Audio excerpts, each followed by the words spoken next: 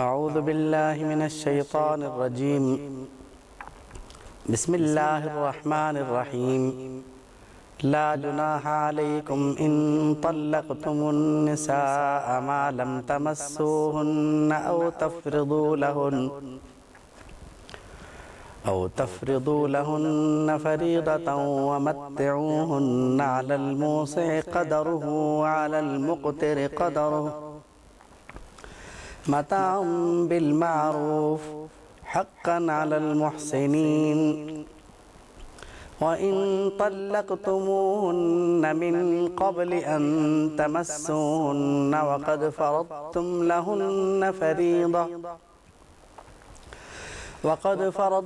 لهن فريضة فنصف ما فرضتم إلا أن يعفون أو يعفو الذي بيده عقدة النكاح وأن تعفوا أقرب للتقوى ولا تنسوا الفضل بينكم إن الله بما تعملون بصير حافظوا على الصلوات والصلاة الوسطى وقوموا لله قانتين صدق اللہ العظیم۔ اسلام کا معاشرتی نظام یا خاندانی نظام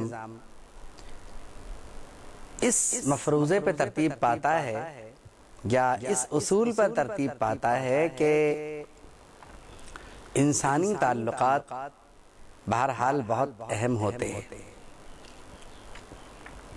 یہ تعلقات جس نوعیت سے بھی قائم ہوں تو ان کے قائم ہوتے وقت اور ان تعلقات کے ٹوٹتے وقت اخلاقی اصولوں کو پامال نہیں ہونا چاہیے۔ پھر اسلام جس نے عورت کو انتہا سے زیادہ مقام دیا، انتہا سے زیادہ عزت فراہم کی، اس کا تو ہر وقت اسلام نے اس طرح خیال رکھا کہ جذباتی اعتبار سے اسے کسی بھی صورت ٹھیس نہ پہنچنے پائے، کیونکہ جذبات کا جو معاملہ ہے وہ بڑا نازک ہوتا ہے۔ جب نکاح ہوتا ہے تو اس کا اظہار کیا جائے یا نہ کیا جائے، مرد و عورت دونوں کو ایک مسرت بھی ہوتی ہے اور آگے کی طرف زندگی گزارنے کے منصوبے اپنے اپنے ذہن میں ترتیب دیتے رہتے ہیں، اور سوء اتفاق اگر ایسا ہو جائے کہ طلاق کی نوبت آ جائے تو بہت سارے منصوبے تہوبالا ہو جاتے ہیں اور بہت ذہنی ترتیب بگڑ جاتی ہے، بہت سارے معاملات خراب ہو جاتے ہیں۔ اسی طرح دونوں کے جذباتی کیفیت کا تو پتہ نہیں، مگر اس معاملے میں عورت بہت زیادہ متاثر ہوتی ہے، اور طلاق سے یقیناً کوئی بھی خوش نہیں ہوتا۔ فریقین سے کو طلاق سے کوئی خوشی نہیں ہوتی، اور ایسے میں جذباتی ترتیب کچھ اس طرح بگڑتی ہے کہ ذہنی بے ترتیبی اور ایک دوسرے پر الزامات کے عجیب و غریب سلسلے، تو ایک طرح سے آپ کہہ لیں کہ یہ ان گھروں کے لیے جہاں یہ بات ہو رہی ہے یہ قیامت صغریٰ کا ماحول ہوتا ہے۔ لیکن قرآن مجید نے یہاں پر اس بات کا خیال رکھنے کو کہا ہے، اور یہ بھی بات ذہن نشین کرائی ہے کہ اگر اس میں پیچھے بچے ہوں تو حق تلفی ان کی بھی نہیں ہونی چاہیے، ان کی ذہنی کیفیت کس طرح ٹھیک ہوگی یہ بھی بتایا گیا ہے، ان کا تربیتی نظام کیا ہوگا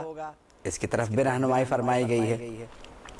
اور ایون اس زمانے میں جب وہ اپنا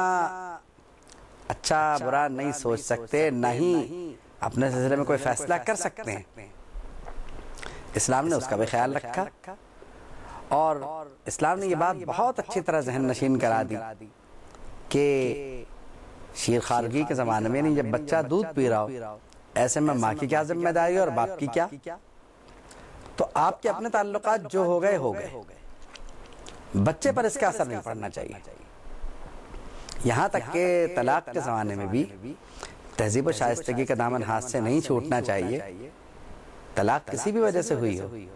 لیکن نکاح جو ہے وہ ایک مقررہ مدت کے بعد ہی دوسرا کیا جا سکتا ہے۔ یہ نہیں ہے کہ آج عدت ہوئی اور آپ نکاح کرنے بیٹھ گئے۔ یعنی عورت کو بھی اس سلسلے میں احتیاط کرنی ہے اور مرد کو بھی احتیاط کرنا ہے، اور پھر یہ بھی بتا دیا کہ بیوہ کو کس طرح کرنا ہے، اسے کیسے جینا ہے۔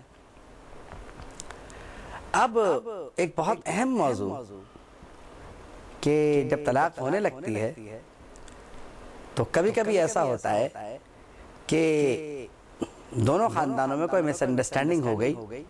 اب نکاح تو ہو گیا، لڑکی کی رخصتی نہیں ہوئی، یعنی وہ اپنے والدین کے گھر سے شوہر کے گھر کو نہیں گئی اور نوبت طلاق کی آ گئی۔ اب جب طلاق کی نوبت آ گئی تو یہاں یہ بھی ہوا کہ مہر مقرر نہیں ہے، تو اب قرآن مجید یہاں سے اس ضابطے کو بیان فرماتا ہے کہ ایسے میں کرنا کیا ہے،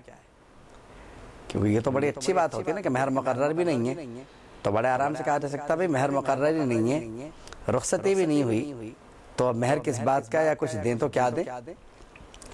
تو اگر یہ ضابطہ بیان نہ کیا جاتا تو یقینی طور پر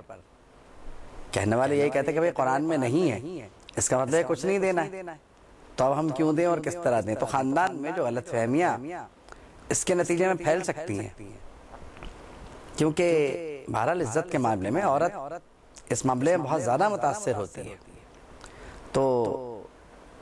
اس کی جو بے عزتی اس سارے قصے میں ہوئی ہے وہ تو واپس نہیں آ سکتی، اور لڑکی والے جو اپنی ذلت اس پورے معاملے میں محسوس کرتے ہیں کہ نکاح ہوا، رخصتی میں نہیں اور طلاق ہو رہی ہے، تو اس سے جو ذلت انہیں محسوس ہو رہی ہے اس کا تو کوئی نعم البدل ہے ہی نہیں۔ اول تو کوشش کرنی چاہیے کہ ان حالات میں طلاق نہ ہو، لیکن اگر موقع آ ہی جائے تو اس کا بھی بہرحال ایک ضابطہ ہے، اور پھر کچھ مرد کی طرف سے اگر کچھ مل جائے تو سب سے بڑا فائدہ اس کے ہوتا ہے کہ عورت بہت سارے الزامات سے بچ جاتی ہے۔